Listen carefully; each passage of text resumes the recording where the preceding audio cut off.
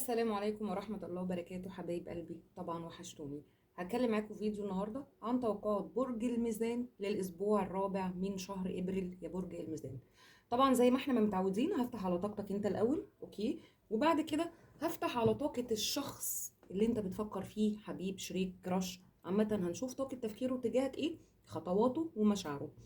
برج الميزان طبعا دي طاقة عامة، يعني خد الجزء بس اللي ينطبق عليك من القراءة، ممكن جزء بس ينطبق عليك وممكن كمان القراءة تكون عكسية. لكن لو القراءة كلها انطبقت عليك كشخص سيب لي ده في كومنت. برج الميزان دي مجرد توقعات، لا يعلم الغيب إلا الله سبحانه وتعالى. وكمان ما تنساش الاشتراك في القناة وتفعيل الجرس. طاقة برج الميزان الهوائي للأسبوع الرابع من شهر إبريل. برج الميزان، شوف توقعات الأسبوع الرابع عندك كده يا برج الميزان. طاقة برج الميزان، برج الميزان شايفة في عندك ميول كده ان انت بتبص على خسائر او حاجات قديمة، يعني طاقتك جايبة بقى الماضي والحاجات اللي انت خسرتها. وممكن يكون كمان حاسس ان انت بتعيد ذكريات، يعني ممكن في حاجات خلاص انت رميتها ورا ظهرك بس بتحاول ان انت تعيد ذكريات كده، بس ممكن الذكريات دي مؤلمة شوية بالنسبة لك. برج الميزان كمان شايفه ان انت بتحاول تسيطر على مشاعرك ناحيه حد، يعني بتحاول ان انت تبين لحد كده ان انت متماسك، ان انت قوي، ان انت مش فارق معاك. ممكن كمان تكون منتبه اكتر قوي الفتره دي لشغلك، لدراستك، لمادياتك، لحياتك الشخصيه. فشايفه ان انت مهتم، او بمعنى اصح عايز تهتم بنفسك اكتر. شايفه ان انت خلاص، يعني كانك بتقول لنفسك كفايه بقى، انا اديت كتير، قدمت تنازلات كتير، فجه الوقت ان انا اشوف نفسي او ان انا اعمل حاجه بمعنى اصح لنفسي. برج الميزان في عندك استشفاء، اي نعم انت منعزل شويه، قافل على نفسك الفتره دي. ممكن يكون انت بتعيد حسابات، زي ما انا ما شايفه ان انت يعني بتبص للماضي وبتتعلم منه او من اخطاء الماضي او من خسائر الماضي. بس انا شايفه ان انت قافل على نفسك، منعزل.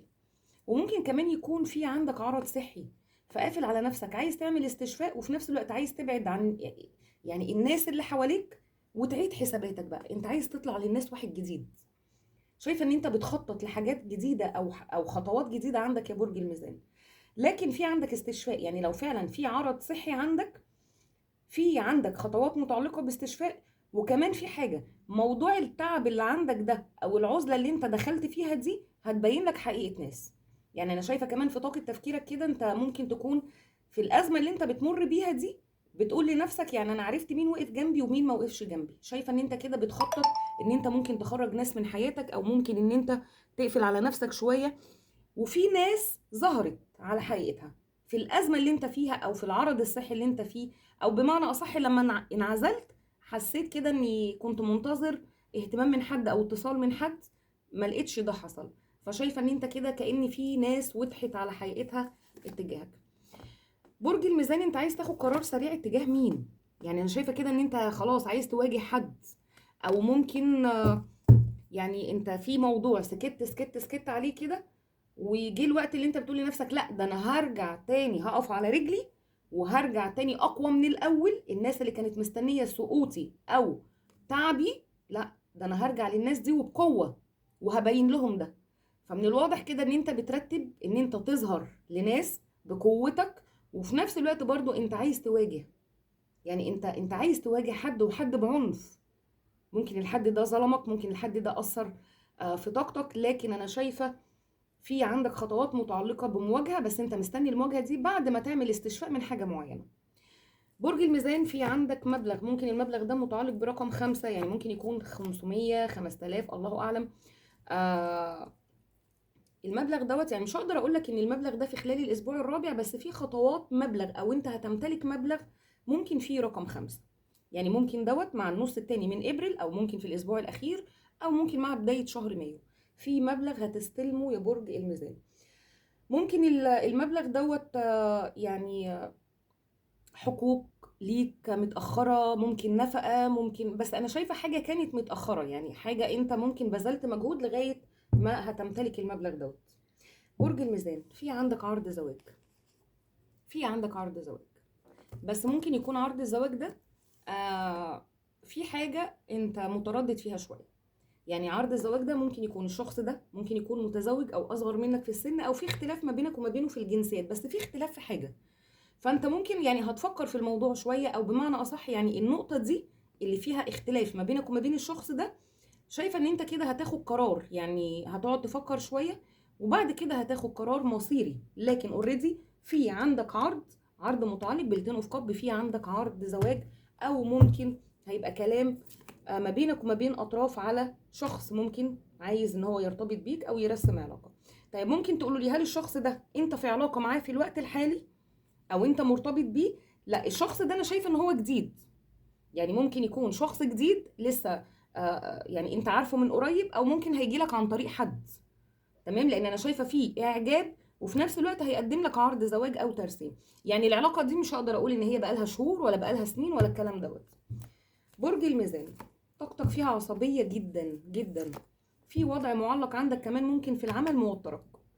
يعني ممكن يكون في مشكله، في حد منرفزك في العمل، فانت عايز تنهي الامر ده ومش عارف. ممكن يكون في تحديات شويه عندك في العمل الفتره دي يا برج الميزان، يعني هتحس ان في حد بيتحداك، في حد عايز ان هو يبقى احسن منك، حد لا عايز ياخد مكانك في الشغل، حد مش عايز ان حد يمدح فيك.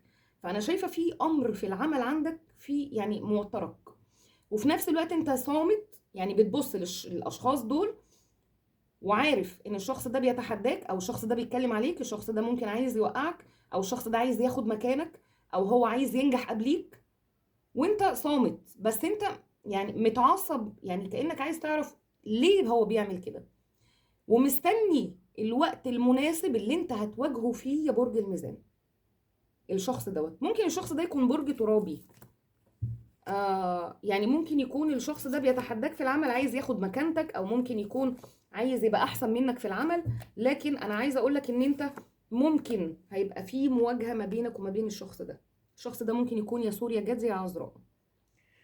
انت سايب الامور وكانك كل مره بتقول ايه يعني، لا يعني خليني صامت، مش عايز توتر، مش عايز مشاكل. برج الميزان كمان من الابراج اللي ما بيحبش المشاكل، ما بيحبش وجع الدماغ، بيحب يعيش في هدوء وسلام. فانا شايفه ان الشخص ده يعني موترك ومعصبك لدرجه ان انت رافع سيفك ومستني الوقت المناسب ان انت تواجهه فيه. واوريدي فعلا هيحصل مواجهه ما بينك وما بينه، بس في انتصار عندك على الاشخاص الحاقدين عندك في العمل يا برج الميزان. انت بتبذل مجهود في العمل، وده مضايق ناس حواليك في العمل.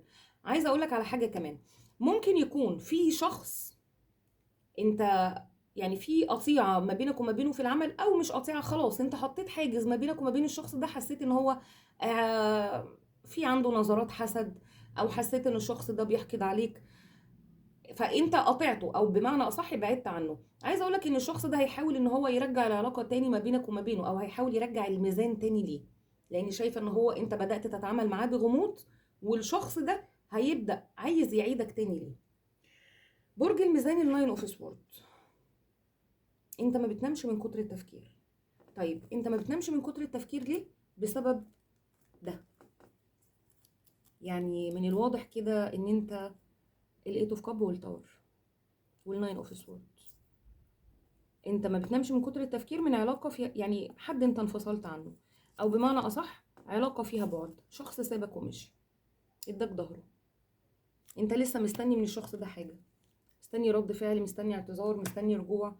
آه من الواضح كده ان انت بتتألم يا برج الميزان من طاقه شخص انت منفصل عنه، ومن الواضح كده ممكن يكون هو الشخص هو اللي مشي او اداك ظهره، او ممكن الشخص ده لما حس ان هو انت بتفرض عليه شروط، او بمعنى اصح انت بتلزمه بحاجه، بدأ ياخد خطوات في مسار تاني، يعني بدأ يمشي او بدأ يبتعد تدريجيا. طيب برج الميزان، حلو قوي، في اخبار مفرحه جايه لك مع رقم 9، يعني ممكن بعد 9 ايام، او ممكن 19 ابريل او 29 ابريل، لكن في اخبار مفرحه جايه لك بعد 9 ايام يا برج الميزان، ومتعلقه بالتين اوف سورد. طبعا انت واخد 10 سيوف في ظهرك. بمعنى ايه؟ بمعنى ان انت اتخذلت واتصدمت من مقربين، من ناس انت كنت بتحبهم، من اصدقاء. واخد 10 سيوف في ظهرك يا برج الميزان، انت يعني اتطعنت في ظهرك، ودوت اللي مخليك ان انت فعلا ما بتنامش. وده اللي مخليك كمان ان انت بتقول لنفسك لا ده انت هتعمل استشفاء بقى من الطاقة السلبية ومن التعب، وانعزلت وقفلت على نفسك وبقيت لوحدك علشان تعيد قوتك تاني وتخرج تواجه الناس اللي هي طعنتك في ظهرك. الناس دي كانت مستنية سقوطك بمعنى أصح. وفي ناس وصلت لده، في ناس وصلت لده، لكن أنا شايفة إن أنت هتواجه وبقوة. برج الميزان، لو التنو في سورد الصدمات اللي جات لك دي من يعني من ناس مقربين، اوكي، فانا عايزه اقول لك ان في امور هتتجدد تاني، او ممكن في كلام هيتفتح تاني ما بينك وما بين ناس مقربين، يعني عتاب. لكن لو التنو في سورد في صدمات جات لك من زوج انت منفصل عنه، من حبيب، من واحد اخ يعني التزم معاك بوعد وبعد كده سابك ومشي، عايزه اقول لك في اخبار هتفرحك، في اخبار هتفرحك. طيب برج الميزان، وممكن الاخبار اللي هتجيلك دي اللي هتفرحك ممكن يكون رجوع حق ليك. يعني ممكن انت الشخص اللي صدمك ده او طعنك في ظهرك ممكن هتحس ان في عداله، في كارما في العلاقه وحقك رجع لك. طيب برج الميزان، الفور اوف وند، لا كده يا برج الميزان انت في عندك زواج. برج الميزان التين اوف كاب والفور اوف وند، في عندك زواج واستقرار يا برج الميزان. اوكي الاس اوف كاب، طب كده بقى الامور وضحت بقى. يعني انا عايزه اقول لك ان انت من الواضح الطاقه اللي مسيطره معايا ان شخص جديد وفي عندك عرض زواج وترسيم. يعني ممكن يكون العلاقه دي جديده، او ممكن الشخص ده بدأ يعمل لك لفت انتباه وجذب. يعني انا شايفه في علاقه جديده لو انت لسه مرتبط ممكن مع بدايه 24، او الشخص ده لسه جديد في حياتك. فانا شايفه ان الشخص ده بيعمل حاجات علشان يجذبك ليه اكتر، وفي نفس الوقت الشخص ده عايز زواج، عايز ترسيم معاك. طيب ممكن تقولوا لي هل الشخص ده الجديد ده اوكي، او اللي انت مرتبط بيه في الوقت الحالي فعلا هياخد خطوات زواج؟ هياخد خطوات زواج بس هو في طاقة حيرة. الشخص ده ممكن يكون متزوج او في عنده اعتراض من اهل، لان انا شايفاه محتار ما بينك وما بين حد. يعني هو كأني عايز يرضي جميع الاطراف. اوكي هو عايزك يا برج الميزان، هو بيتمناك بدليل ان هو بيسعى وبيجذبك ليه وبيعمل حاجات علشان يلفت انتباهك اكتر واكتر. طيب هو عايز عرض زواج، هل فعلا الشخص ده صادق؟ هو الشخص ده صادق، بس ممكن يبقى فيه بعض التنازلات شويه في العلاقه دي منك انت، لان الشخص ده من الواضح كده زي ما قلت لك يا اما اوكي مستني انفصال، او ممكن يكون اوريدي هو منفصل فلسه بيواجه مشاكل، او ممكن الشخص ده يكون في عنده اهل معترضين، لان انا شايفه في عنده حاجز، الحاجز ده هو اللي لسه بيفكر فيه علشان يقدر ياخد خطوات الاستقرار ما بينك وما بينه. طيب برج الميزان الهوائي، في عندك انكشاف اسرار. اوكي طيب برج الميزان، ممكن في لو انت بتتعامل مع الحوت او الجدي ممكن في انكشاف لبعض الاسرار. يعني في اسرار هتوضح لك لو انت بتتعامل مع الحوت او الجدي. طيب ممكن تقولوا لي هل الاسرار اللي هتوضح دي هتبقى لصالحك؟ هي هتضغطك يا برج الميزان، هتحس ان انت اتضغطت. يعني ممكن الاسرار اللي هتوضح لك دي مش هقدر اقول هتضايقك، يعني هتحس ان انت اتضغطت. يعني انت ما كنتش متوقع دوت، او انت ما كنتش متوقع الحاجات دي ان هي تبقى يعني تظهر بالشكل ده. ممكن يكون انت في حاجة كنت بتدور عليها او في حاجات عايز تتأكد منها، في حقائق هتظهر لك يا برج الميزان. اوكي هي هتضغطك، وانا عايزه اقول لك على حاجة هتضغطك وهتخليك تعيد تفكيرك تاني. يعني لو انت في خطوات معينة واخدها ممكن ناحية الجدي او الحوت، فانا شايفة ان انت هتغير المسار، او بمعنى اصح هتفكر في نفسك شوية. يعني الله اعلم ايه اللي انت هتكتشفه، بس انا شايفه في اكتشاف لبعض الاسرار ما بينك وما بين الجدي والحوت. اوكي طيب برج الميزان، طبعا الابراج اللي ظهرت معايا الجدي، الحوت، اوكي، القوس والعذراء في والاسد والعقرب والسرطان. طيب برج الميزان، نشوف كده طاقة الشخص اللي انت بقى بتفكر فيه. يعني انا ظهر معايا طاقة، يعني في طاقتك انت في انفصال. يعني طبعا البعض منكم في طاقة انفصال، اوكي تمام، وفي نفس الوقت انت لسه بتتألم من العلاقة دي. وكمان ظاهر معايا عرض زواج من طاقة شخص جديد. ممكن الشخص ده يكون لسه ما ظهرش. يعني ممكن تقولوا لي في الكومنتات مثلا لا يعني احنا ما فيش حد في حياتي، انا سنجل. ممكن الشخص ده لسه هيظهر. الاس اوف كاب طبعا دي علاقه جديده، وممكن تكون علاقه لسه من شهور قريبه، لكن زي ما قلت لك ان الشخص ده في حاجز هو عايز يتخطاه، واوريدي فعلا هو هياخد قرار الفور اوف وند الاستقرار معاك والزواج يا برج الميزان. طيب طاقه الحبيب او الشريك اتجاهك يا برج الميزان. طاقه تفكير. اوكي.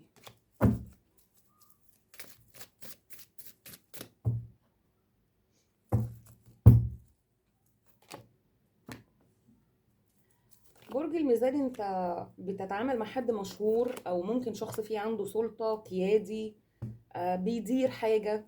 يعني انا شايفة حد كده، شخص قيادي، يعني ممكن يكون بيدير شركة، ممكن يكون شخص مشهور، ممكن يكون دكتور، محامي، الله اعلم. بس شايفة شخص متألق يعني في عمله. وممكن كمان يكون مميز، يعني ممكن يكون شخص مش شرط ان هو مشهور فيه عنده شهرة او على السوشيال ميديا او كده، لا ممكن يكون شخص مميز في المحيط اللي هو فيه. طبعا طالع لي كارت الصن، رغم ان انا شايفة ان شخص قوي قوي، لكن من الواضح كده ان الشخص ده عايز ولادة شيء جديد ما بينك وما بينه. طيب ممكن يكون الشخص ده من الماضي وعايز تصالح. طيب ده اللي احنا هنعرفه.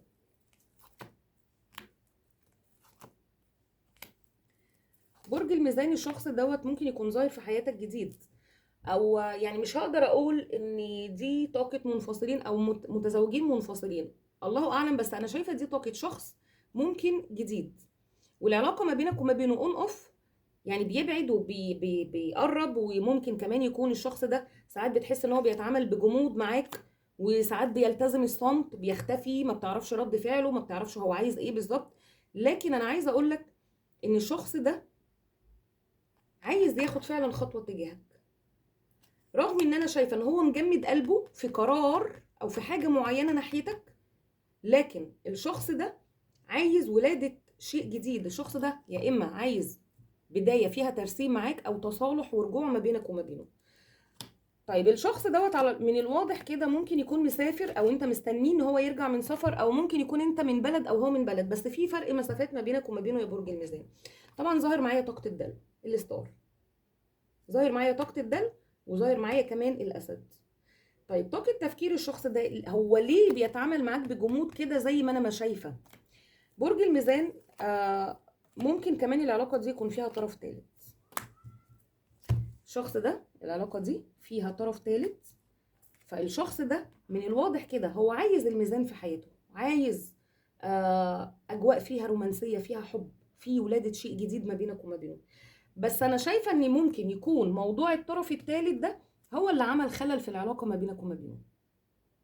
لكن انا عايزه اقول لك التري اوف سورد مع الفايف اوف بنتكل، الشخص ده في جفاء ما بينه وما بين الطرف الثالث، وبمعنى اصح يعني طاقه الطرف الثالث طالع لي يعني كأن في انتقام، في حرب ما بينه وما بين الطرف الثالث. طيب الشخص دوت اوكي كده يعني ماشي، مفيش مشاعر او مفيش قبول او راحه نفسيه عامه ما بينه وما بين الطرف الثالث. ليه بيتعامل معاك بجمود؟ بيتعامل معاك بجمود لان هو حس ان انت ممكن تكون اتغيرت معاه. يعني يا برج الميزان هو حاسس ان انت كنت بتديله مشاعر، بتديله حب، دايما بتقويه، دايما يعني بتعمل حاجات. دلوقتي الشخص ده شايف ان انت بدأت تتقل، او بدأت تتغير، او بدأت ان انت تتجه لمسار تاني. علشان كده هو، او بمعنى اصح، بدأ يبقى فيه عنده شك ناحيتك. علشان كده هو بدأ يتعامل بجمود، او انت حاسس ان ممكن تكون معاملته معاك اتغيرت. طيب الشخص ده خطواته ايه؟ طبعا زي ما انت شايف في خطوة منه، وفي قرار كمان سريع منه. طب ايه القرار السريع؟ الشخص ده من الواضح كده عايز ولادة شيء فيه النور. يعني طبعا كارت الشمس الصن هو عايز حاجة واضحة فيها وضوح. يعني ممكن يكون الشخص ده مستني ان انت اللي تاخد قرار الترسيم، وممكن كمان الشخص ده يكون عايز يعلن عن العلاقة، او ممكن يكون عايز رجوع وتصالح ما بينك وما بينه في النور، يعني يعلن عن ده. طب هل هو فعلا هيعمل ده؟ هيعمل ده يا برج الميزان، لكن من الواضح ان ممكن يكون مستني لما ينتهي من ده. التري اوف سورد، الطرف الثالث. طيب هل في خروج للطرف الثالث؟ هل في، يعني بص هو محتار، عايز ياخد قرار اتجاهك وعايز فعلا يعمل حاجة، لكن في نفس الوقت هو بيعاني من ناحية تانية. فهو شايف ان انت ممكن تكون خلاص انت جبت اخرك، او ان انت تعبت في العلاقة دي فاتغيرت. فهو بدأ يجمد قلبه، يعني انت خلاص اتغيرت، طب انا برضو هتقل وهتجاهل وهعمل كذا وكذا علشان خاطر ان انت ترجع تاني زي الاول. يعني كأنه بيجبرك على وضع معين انت لازم تمشي عليه. طيب هل فعلا في خروج للطرف الثالث؟ بص انا عايزه اقول لك على حاجه. اوكي، سبحان الله، نفس الكارتين اللي طلعوا في طاقتك، يعني التنو في سورد والتور. الشخص ده برضو فيه عنده صدمات وطالع لي فيه عنده انفصال. يعني ممكن يكون الشخص ده اوريدي منفصل بس لسه بيعاني، يعني لسه بيعاني من علاقة قديمة مثلا عنده، او لسه فيه عنده مواجهات، لكن هو برضو يا برج الميزان طالع من صدمات. علشان كده انا شايفه ان هو بيتعامل معاك بجمود، وكانه عايز يقول لك انا اللي فيا مكفيني. يعني انت انا اصلا متدمر نفسيا بس انا مش عايزه ابين لك. لكن طبعا عايزه اقول لك في طاقه حب اللافرز، طاقه الجوزاء. الشخص ده بيحبك جدا، هو دخل معاك ممكن في حوار عند شويه، جمد قلبه شويه عليك. وانا شايفه كمان في طاقه بلوكات. طيب هل لو في بلوك الشخص ده هيفتحه؟ ممكن كمان انت اللي تكون عامل بلوك يا برج الميزان. هو لما حس ان انت اتغيرت بدأ يعند معاك، لان انا شايفه ان الشخص ده عنيد قوي، عنيد وفي نفس الوقت قلبه جامد. هل الشخص ده هيفتح البلوك؟ من الواضح كده ان هو لسه في طاقة حيرة من ناحية البلوك، لكن هيفتح البلوك بس ممكن ما يبقاش في وقت قريب. يعني ممكن ما يبقاش في خلال ايام، الله اعلم، ممكن يبقى في خلال اسبوعين، او ممكن في خلال يعني اكتر من كده. لكن الشخص ده عايز يفتح البلوك بس هو في طاقة حيرة. طب انا لما افتح البلوك الميزان هيقول كده ان انا خلاص، ان انا بقى مستسلم وان انا مش قادر اعيش من غيره. لا، هو مش عايز يبين لك ده، رغم ان انا شايفة ان هو بيحبك وفعلا في قرار سريع منه. فهو مستني اي رد فعل منك، هو مستني يشوف مشاعرك، مستني ان انت اللي تعترف، مستني ان انت اللي تاخد خطوة. فمن الواضح كده ان هو استنى لقاك انت كمان بتعند. لكن انا عايزه اقول لك الشخص ده في عنده التاور، في عنده الفايف اوف بنتكل، في عنده كمان التري اوف سورد، التو اوف سورد. يعني الشخص ده طالع من طاقه ممكن فيها انفصال، او ممكن لسه عايز ينفصل عن طرف ثالث او يبتعد عن طرف ثالث. اوكي. طيب مشاعره، طبعا مشاعره يعني ظاهره لي في طاقه اللافرز. لا، ده مش هيسكت، مش هيستسلم. في حاجات كمان هيوضحها لك يا برج الميزان. في حاجة ممكن يكون انت اكتشفت بعض الاسرار. استنى بقى يا برج الميزان، لان كده انا بدأت اربط الاحداث ببعض. شفت انت في طاقتك لما انا قلت لك ان في اسرار هتوضح لك مع الحوت او الجد؟ انا شايفة ان الشخص ده هيوضح لك حاجات، وظاهر معايا كمان الحوت والجد. طب ايه علاقتك بالحوت او الجد يا برج الميزان؟ مش معنى البرجين دول اللي ظاهرين قوي معايا في الطاقة، لا وظاهرين معايا كمان بانكشاف اسرار. يبقى في حاجه ظهرت لك، او في حاجه يعني هتظهر وهيحصل مواجهه ما بينك وما بين الشخص ده، وهو هيبذل مجهود علشان يبين لك الحقيقه اللي انت اكتشفتها دي، او هيبرر لك موقف. يعني الشخص ده فيه اسرار وفيه وضوح لبعض الاسرار، فانا شايفه ان هو هيبذل مجهود علشان يقول لك لا، الشيء اللي انت اكتشفته او الحاجه اللي انت وصلت لها دي لا، الحقيقه كده. فانا شايفه ان هو هيوضح لك حاجه فيها غموض. طالع لي كمان الايت اوف وند، في تواصل او في كلام ما بينك وما بينه، في تواصل او في كلام ما بينك وما بينه. وكمان هتحس ان الشخص ده يعني هيبين لك كمان ان العلاقه دي علاقه قدريه، يعني مهما تبعدوا العلاقه دي بترجع تاني، او ما ينفعش ان انتوا تبعدوا عن بعض. بس من الواضح ان هو هيلزمك بقرار، او ممكن هيلزمك ان انت لازم يعني تصبر عليه بعض الوقت، او ان انت تتحمل الصدمات اللي هو بيمر بيها. لكن طبعا يعني مشاعره واضحه قوي، بيجمد قلبه. لما بيجمد قلبه او بيتجاهل كده يا برج الميزان، هو بيعمل كده رد فعل ليك انت، يعني للي انت بتعمله. طب انت مختفي، انا كمان هختفي. طب انت مش عايز تتكلم، انا مش هتكلم. طب انت لسه ما بينتش مشاعرك وحبك اتجاهي، انا برضو هتعامل بغموض. فشايفه ان هو كانه بيتعامل بنفس اسلوبك الفتره الاخيره. يعني ممكن يكون انت اديت للشخص ده اهتمام وجيت بعد كده اتغيرت، فهو لا، هو مش عايز التغيير دوت. طيب برج الميزان، طبعا الابراج اللي ظاهره معانا القوس والعقرب والثور والدلو، الحوت، الجوزاء، الجدي، والدلو تاني، والاسد. اوكي، ايه الابراج اللي ظهرت معايا في الطاقه؟ طيب برج الميزان، ناخد نشوف كده طاقة كل برج اتجاهك ايه. طاقة كل برج اتجاه الميزان.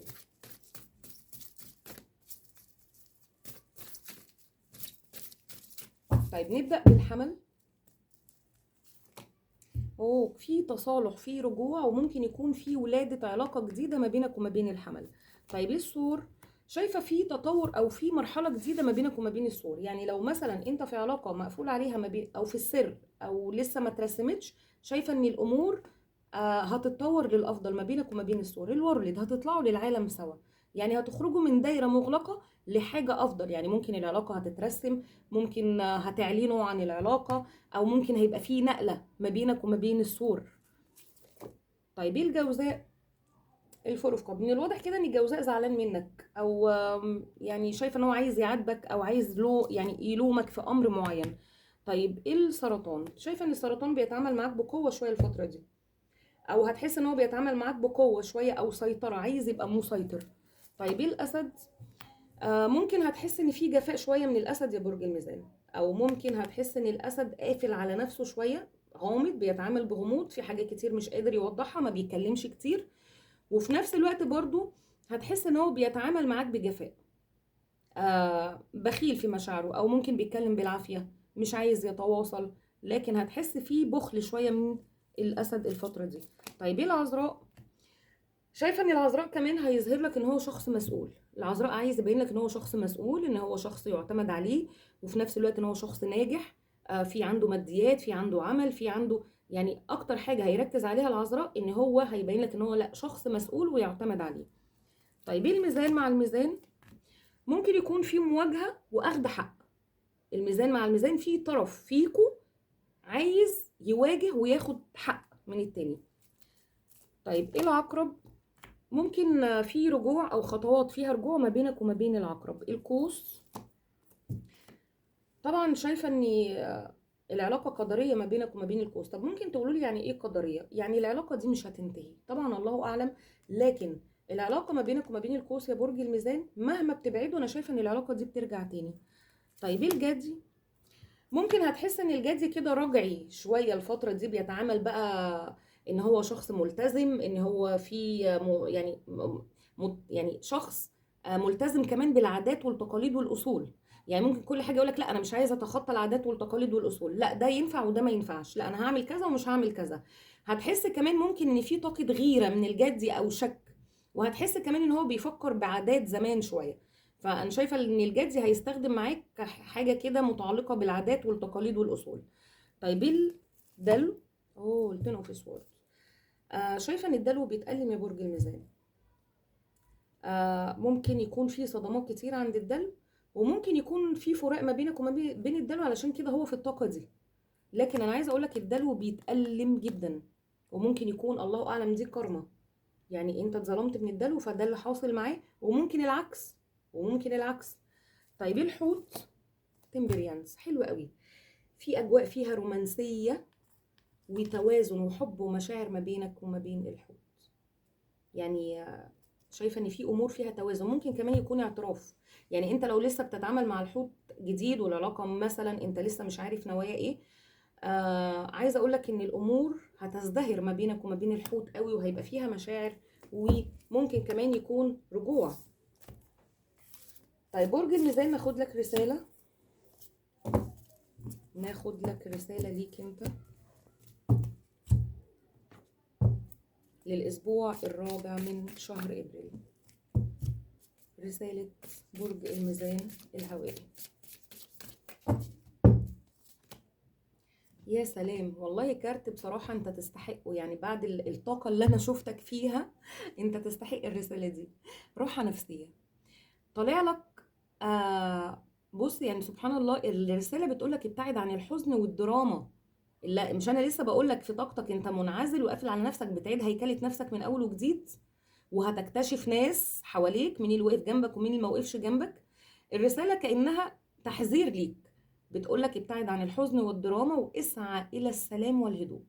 يعني حاول ان انت تعيش في سلام وهدوء، وما تفكرش في الحزن، اوكي، ما تفكرش في الماضي، ما تفكرش في الخسائر، لكن حاول ان انت تسعى للسلام.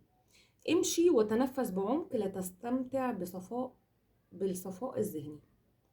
يعني حاول ان انت تفكر في الطاقة، يعني اي حاجة ايجابية، وفي نفس الوقت استمتع بالحاجات الايجابية حواليك.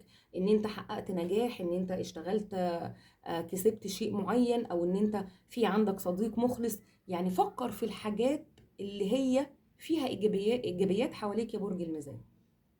حاول ان انت يبقى في عندك راحة نفسية، بلاش تضغط نفسك من كتر التفكير.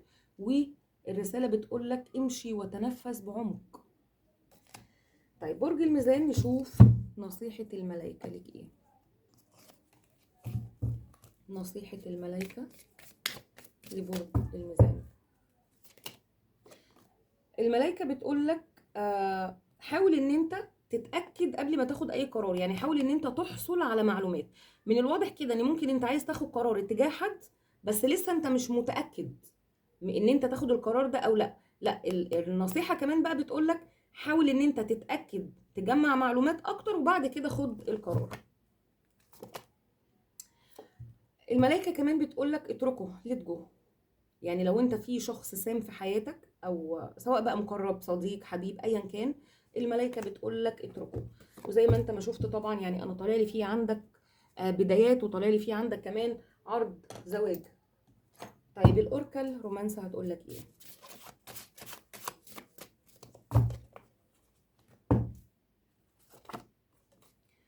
الاوركل بتقولك ممكن كمان يا برج الميزان انت حاسس ان انت في علاقة في الوقت الحالي انت مش حاسس فيها بانجذاب. يعني او مش حاسس بمشاعر من الطرف الاخر، او انت ذات نفسك مش حاسس ان انت منجذب للشخص ده. يعني ممكن يكون انت دخلت علاقة علشان تنسى حد، او ممكن يكون انت في علاقة في الوقت الحالي بس انت لسه بتفكر في حد تاني، فانت مش حاسس بانجذاب في العلاقة دي. في نفس الوقت برضو الاوركل بتقولك في شخص جديد في حياتك، او في ظهور لخطوات شخص جديد في حياتك يا برج الميزان. وده اللي انا شفته في القراءة. طيب ناخد رسالة من عقله الباطن.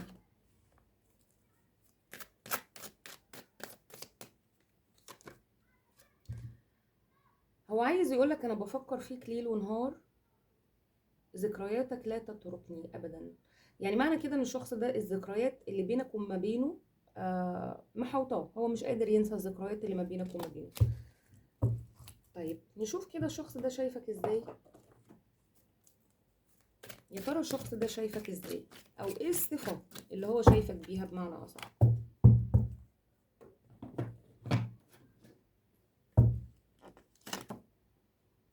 يقظ ومنتبه. هو شايف ان انت حد ذكي، حد مفتح عيونه، واخد بالك من كل حاجة يا برج الميزان. شايف ان انت شخص عاطفي رومانسي. برج الميزان من الابراج الرومانسية فعلا. وساعات بتغضب. ممكن كمان يعني بيحس ان انت عاطفي ورومانسي، واحيانا كده بتغضب، او ان انت مودك وطاقتك بتتغير على طول. طيب برج الميزان، ناخد لك اخر رسالة معانا.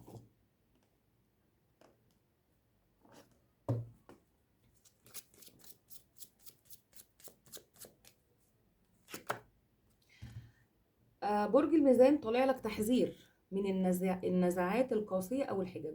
يعني حاول ان انت ما تدخلش في مواجهات.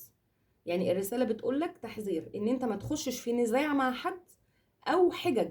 ان انت يبقى فيه قدامك حد يفضل يتحجج وتخشوا مع بعض في النزاع، او بمعنى اصح في مواجهات الفترة دي. برج الميزان، دي كانت قراءتك للاسبوع الرابع من شهر ابريل. ما تنساش طبعا اللايك، كومنت حلو منك، لان طبعا انا عارفه يعني اغلب المشاهدين عندي او المشتركين في القناه من برج الميزان طبعا، والابراج الهوائيه كلها طبعا على راسي، والابراج كلها عامه. لكن انا عارفه برج الميزان من الابراج المميزه عندي. ما تنساش بقى كومنت، لايك، تفعيل الجرس، والاشتراك في القناه. بشكرك جدا، والسلام عليكم ورحمه الله وبركاته.